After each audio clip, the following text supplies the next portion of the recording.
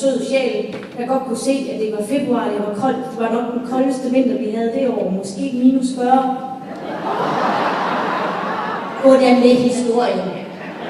Den er rigtig nok. Okay, det med graderne var måske ikke så helt.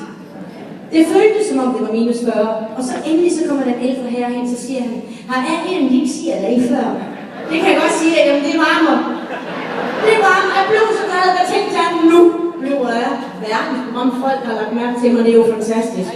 Indtil han så siger, der er et eller andet, der virker bekendt i din lille næse, der vipper, når du snakker. Hvad er nu, jeg kender dig ikke fra? Nå jo, du ved, at det er dig, der står nede i pølsevognen. Så synger jyder næste gang, jeg kommer herned, og jeg spørger, kan I huske, jeg var med i Grand Prix, hvad svarer I så? Præcis, og det må I aldrig glemme. For min skyld. For